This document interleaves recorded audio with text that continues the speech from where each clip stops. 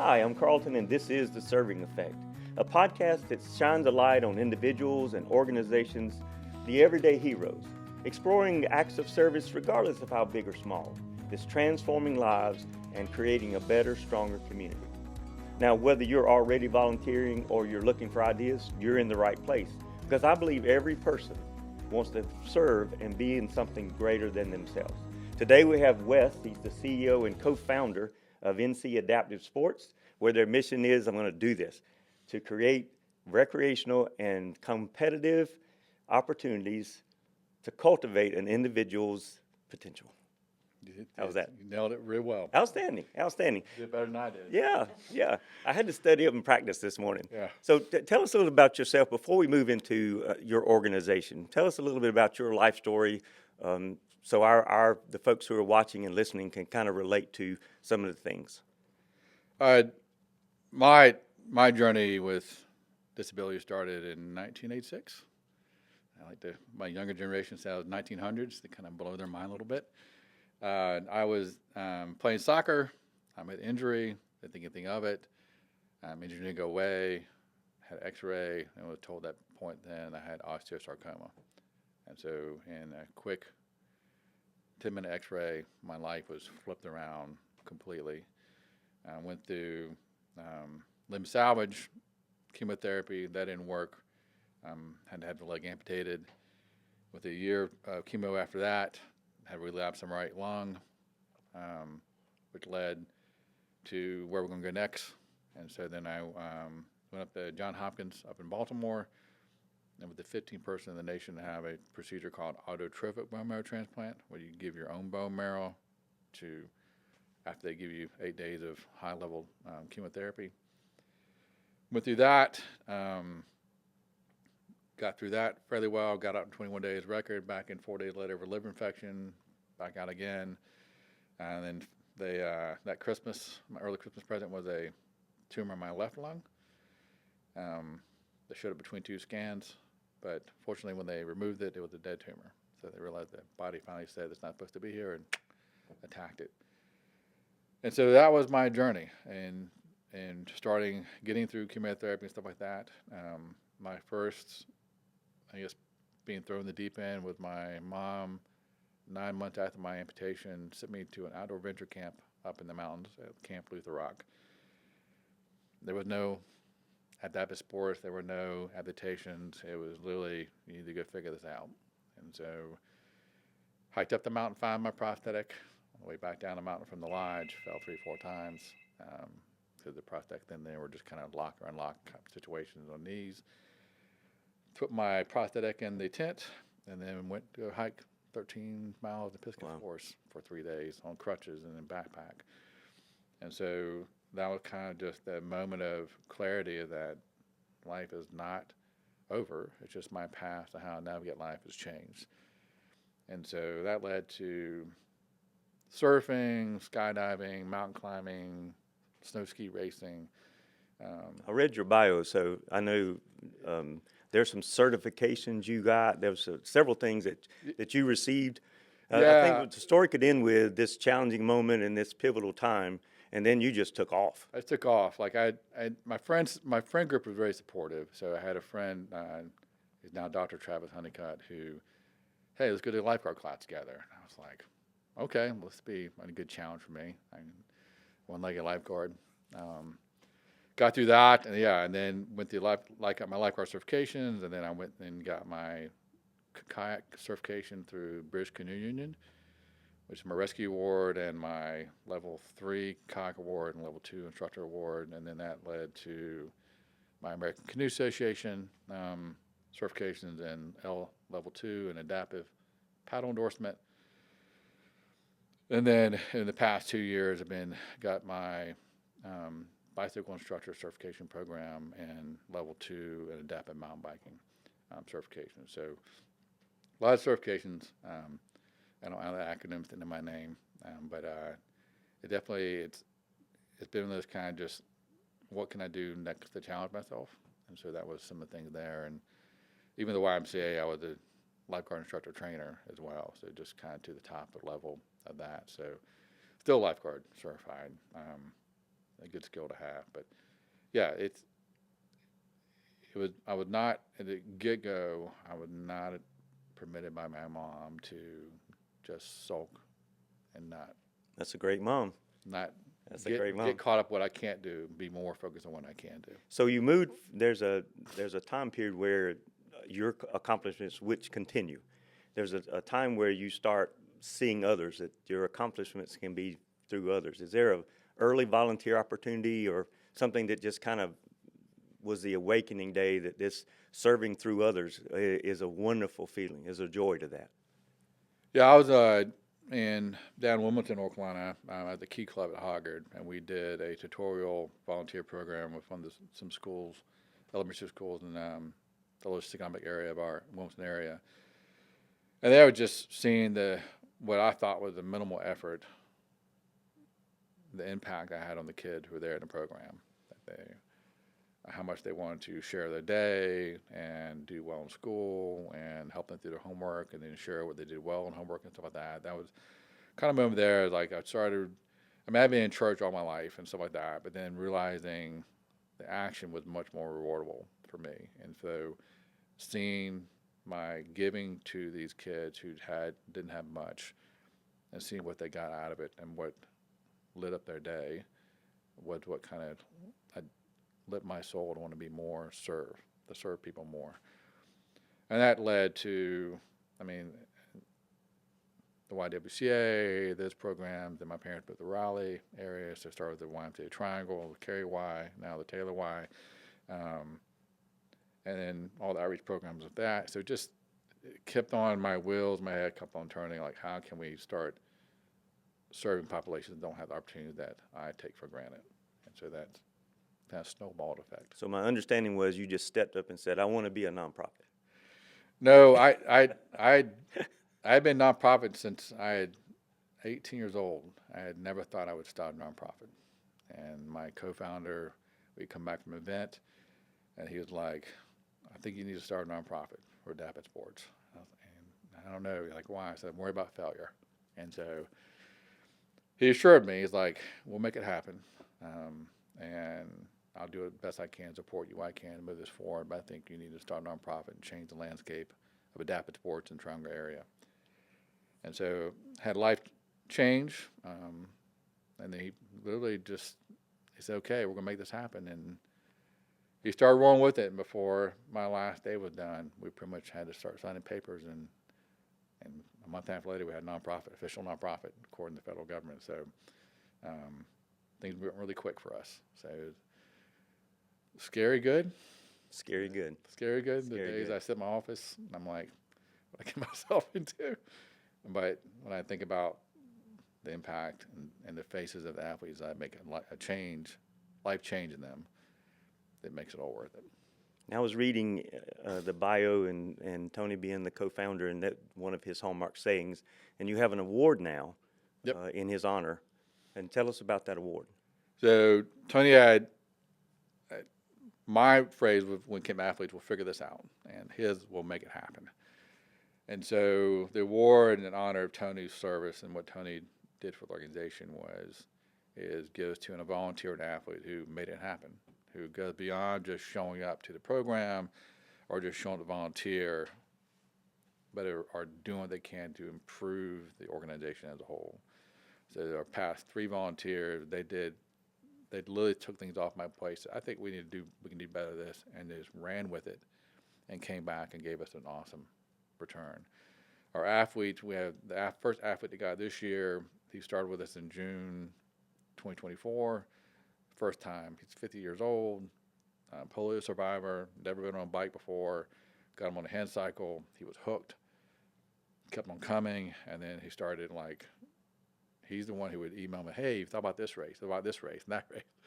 About, hey, they can let hand cycle this race. And things I just is not on my radar at the time. But he took my blinders off and showed me the more opportunities for athletes to participate in larger events than just themselves. A very advocate for himself, but also an advocate for the population as well. So he stepped it up. So he won that award this year along with another volunteer parent as well. So I know every nonprofit has to have a board people to support the events. What kind of volunteer opportunities do they have with NC Adaptive Sports? So the board was another organic situation for us where they were other adapted riders we've been riding with. During COVID, we had a group called the Low Riders, because we all ride bikes that are low to the ground. And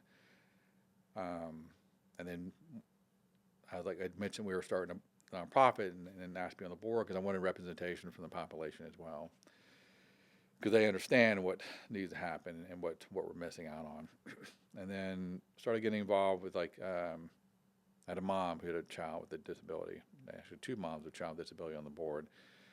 I want to get as much perspective of the community input on the board in general and how they can help. I don't want one board that's singular focused. I want a board as diverse as possible. So I don't have all the answers. And so I lean on the board to help find those answers volunteer-wise. We're now up to 12 board members, voting board members, and we have 3 or 4 advisory board members as well, which is a good manageable size for our nonprofit this size, but it helps spread the load that we need to have and what we need to do to move the organization forward versus being 1 or 2 people. It's 12 people that share that weight. So, if someone's listening or watching and they've not had any experience with someone with a physical or cognitive disability, why is it so critical that they get involved with sports? well, just like sports improve the independence and confidence of able-bodied players, it does the same thing for people with disabilities. And so I want my athletes to roll, walk, crutch, limp into a room with presence. And people with disabilities want to be part of something bigger than themselves. They want to be they want to enjoy life with able-bodied peers as well. And so even with the mountain bike trails, every so often we get some pushback on making them accessible, trying to explain to them, I didn't want the trail to be easy. I just want the trail so I can ride it with my able-bodied peers. I want to go cross bridges and ride bridges with my brothers. Like the technology in these equipment has evolved very quickly. They're doing things they didn't think could be done 5 years ago. But I want to be able to enjoy life with my able-bodied peers. And so adapted sports give that confidence. It gives a social aspect, but also it lets people realize they're not alone. So even as a child may be the only child in the school with a physical disability or cognitive disability, they come to our program, they realize, wait a minute, I'm not the only one who is a wheelchair user, or only one who wears a prosthetic. I'm part of a larger population than I thought I was. And so that social aspect gives them confidence as well, because now they feel like they have a tribe of support. But not just for the athletes in general, but also for the parents as well. Right. The parents get a huge amount from our program as far as interpersonal relationships and social engagement, but also knowing that they have someone to support them through the navigation of helping the child with disability, healthcare system and schools and job and training. And so that's important. I think that's what we probably need more of, is that social interaction with each other, realize we're here to support each other. And I think the more we do, the more we enjoy life in general. Well, I'm sure your program's spreading because parents that have a son or daughter with a disability are great networkers. Yeah. They know where people are and how to get the message out. We found that out, that it's a great communication tool. It's the families. And so, and I think as a mom or a dad, seeing their son or their daughter competing and out there, I think it's a wonderful picture of an inclusive community. There. Speaking of community, there's something that's coming up in April on the 18th, Saturday 18th, that you are spearheading, leading. Yeah. We piloted a adapted sports day last May, and overwhelming success for what we inaugural situation. And so on April 18th, we're hosting an adapted sports day with partnership with the Town of Garner Police Department and the YMCA, the Poole YMCA, the YMCA Triangle, where at the Poole YMCA we'll have adapted sports, bocce, seated volleyball, wheelchair basketball, archery, adapted fishing, and kayaking. And then at Lake Benson Park, right down the street from the Poole YMCA, we'll have adapted cycling and adapted climbing. And so for us, and then in addition to that, at the Poole YMCA, we'll have a resource fair as well. So there's so much information out there and a lot of good nonprofits I didn't even know about that existed until I got involved in some support groups that I was like, I wish I'd known about you 5 years ago. Like, Well, there's something like I could have definitely pushed an athlete your way because they needed something that I couldn't provide, but you provide that. So let's create that network together That's a great model. That's a great model. spread the Partnership. broader net. Yeah, yeah. So Well, we're excited because we're going to be helping with logistics and some of the Yep. things. So we're really heavily promoting it with our participants and their families, with our volunteers, and we want to make sure that we use every communication tool we have, a resource, to put this out there. Now, I know should be volunteer opportunities. How does that work for someone who says? Now, I know families that or people who can't commit to the day. It would be so valuable if they would come out and cheer these athletes on. It would be such a wonderful thing of support if they would show up and clap and give them some inspiration and motivation. But people who might want to volunteer, what would they do? So they would, we're working on that registration now. We'll have registration on our website. It'll be Adapted Sports Day, and there'll be a list of different volunteer opportunities for the day. And don't worry if you've never done wheelchair basketball, or you've never done bocce or adapted archery or cycling. We have lead volunteers that run those programs. It's a great way to get introduced to what the sport's about, and also possibly to experience the sport from adapted's perspective as well.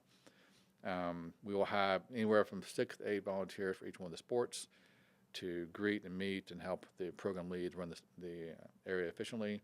But that'll be up on our website within the next week or two.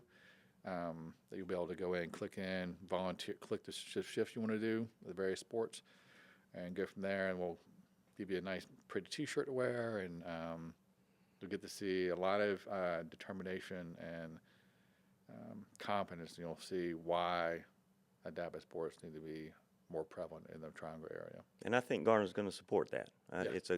Garner's a great community. So we have some opportunities that we can serve. More information is going to be coming. In the coming weeks, we'll have more information about the event itself and volunteering and flyers. We'll certainly be promoting that with Able to Serve, hoping to get people out and get them started. Well, I certainly appreciate you sharing your story, your accomplishments, your challenges, and how you overcame those challenges, and then moving through this wonderful place in life where you start seeing your accomplishments through others. Yeah. Where you've invested in them. It's a great story, and I hope everybody would experience that, get a chance to experience what that means to see accomplishments where you've set up something so that others can be successful. It's very rewarding to see. It's a great thing. See your work produce, bring joy to other people. Well, thank you for what you do. Thank you for your leadership, and thank you Pleasure. for involving our town in something that's very important and bringing the community together with adaptive sports in there. If you've been watching and you're already volunteering, let me personally thank you for your volunteer efforts. You may know someone who needs some inspiration or some ideas. Please share this podcast with them so that they can experience the joy of serving others. Because I know for a fact that every person has the ability to serve others if you give abilities the chance. This concludes another episode of The Serving Effect. Remember, until next time, keep serving.